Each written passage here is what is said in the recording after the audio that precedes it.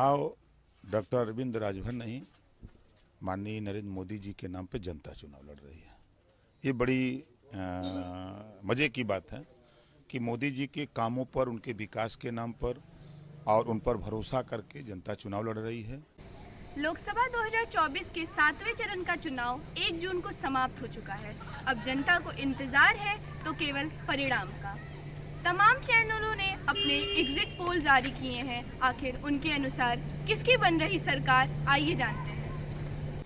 हम बात करें सभी सीटों की तो इंडिया टीवी के अनुसार एनडीए गठबंधन 371 से 401, इंडिया गठबंधन 109 से 139 और अदर 28 से 38 सीट। आज हम बात करते हैं यूपी की, जहां कुल 80 सीटों की लड़ाई है।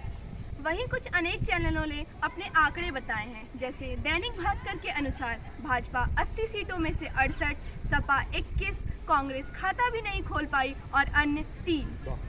वहीं हम बात करें न्यूज़ 18 के अनुसार तो भाजपा 72 से 75 सीट, सपा 3 से 6 सीट, बसपा 0 सीट और अदर 0 सीट। हम बात करें इंडिया टीवी सीएनएक्स के अनुसार तो भाजपा 66 से 72 सीट, सपा 11 से 19 सीट और कांग्रेस 0। आइए हम बात करते हैं कुछ और शहरों की, जहां एनडीए का पलड़ा भारी दिख रहा है। लखनऊ, कुशीनगर, महाराजगंज, कानपुर, प्रयागराज, वाराणसी, झांसी, कुशीनगर, गोरखपुर।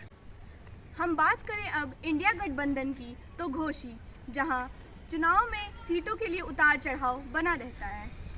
संत कबीर नगर, बस्ती, गाजीपुर, प्रतापगढ़, फैजाबाद, बाराबंकी। अब हम बात करेंगे हाई प्रोफाइल सीट घोसी की। ये सीट इस बार भी चर्चा में बनी हुई है, क्योंकि इस बार ओम प्रकाश राजभर की साख दांव पर लगी पड़ी है। उन्होंने चुनावी मैदान में अपने बेटे अरविंद राजभर को उतारा है, जिसका सामना सपा और कांग्रेस गठबंधन के नेता राजीव राय से हो रहा है। वहीं बसपा ने बालकृष्ण चौहान को चुनावी मैदान में उतारा है। यहाँ पर चौहान नेता को मैदान में उतारकर एक बड़ी चुनौती खड़ी हो गई है। ओम प्रकाश राजभर के बेटे को जिताने के लिए चुनौती काफ़ी बड़ी दिख रही है। एग्जिट पोल के अनुसार घोसी में इंडिया गठबंधन की जीत होती दिख रही है और यह राजभर के लिए एक दुखद खबर है। जहाँ तक हम बात करें मुख्यमंत्री के गृह जनपद गोरखपुर की, तो यहाँ की जनता ने भाजपा को चुना है। वहीं गठबंधन की प्रत्याशी काजल निषाद भी कड़ी टक्कर दे रही हैं। संत कबीर नगर में निषाद पार्टी के सुप्रीमो डॉक्टर संजय निषाद के पुत्र प्रवीण निषाद भाजपा से एक बार दोबारा चुनाव लड़ रहे हैं। क्षेत्र में उनको लेकर बहुत ही असंतोष का माहौल रहा है, किंतु चुनाव के दिन तक इस असंतोष को शायद कम किया गया है, ऐसा माना जा रहा है।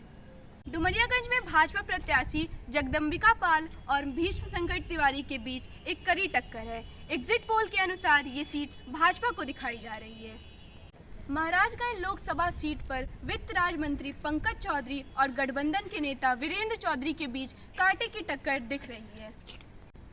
क्षेत्र के लोगों के अनुसार इस बार पंकज चौधरी के पुत्र और उनकी पुत्रवधू कड़ी मेहनत में लगे हुए थे।